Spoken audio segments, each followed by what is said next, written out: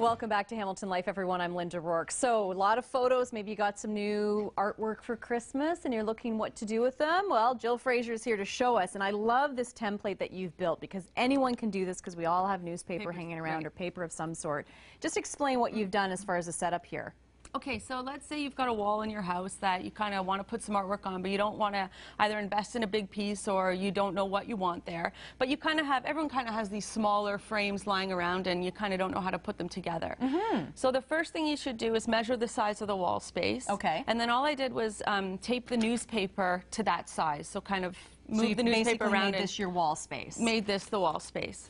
And then I got out the frames that I had that I thought, let me see how I could use these in a kind of cool, cohesive way. So I laid them onto the newspaper till I had a pattern that I liked. It's kind of bigger, so yeah, you got some down there. You got the frames here that would actually fit into those spaces, right? Exactly. To complete your whole piece. So complete the layout. So then what I did was I just traced around each frame with a marker. Of course, you don't want to mark up your frame, so I started to use a marker and then second-guess myself and used a crayon. Yeah, good idea. So I don't get in trouble from the hubby, that's it.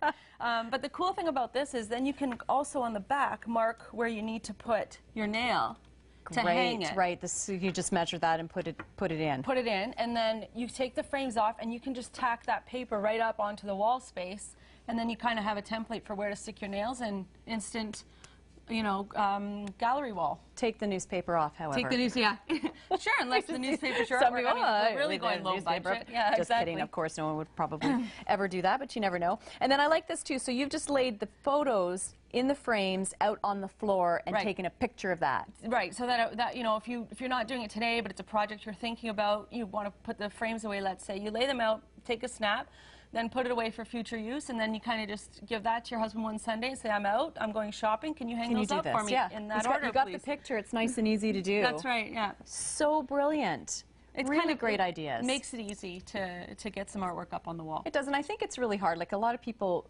almost are afraid to invest in a big piece of artwork. It's expensive, and you have to, unless you know that you're absolutely going to love it, but they've got a lot of this around, and I know the family photo walls are really great too, but you want them to look like art, and putting them together like this works great. And the other thing I just want to point out quickly is that some are white, you know, some have a maple finish and some have a black finish, but if you double them up, so we've got 2 black frames, 2 white frames, and 2 maple ones, you can kind of make it work because they're all in the same family. Which is great to know, because I think a lot of times people think, oh, does it have to all look the same? And I think you can do a wall with various frames, a little of everything, as long as it's laid out really well. Exactly. And then it works. Jill, thanks so much. You're welcome. Always a pleasure. Good to have you back. Happy 2013 to you. You too. Thank you. All right, if you have questions, you can get a hold of Jill. Jill at houseoffraserdecor.com, or check out our website, houseoffraserdecor.com as well, or call her at 905-304-6915.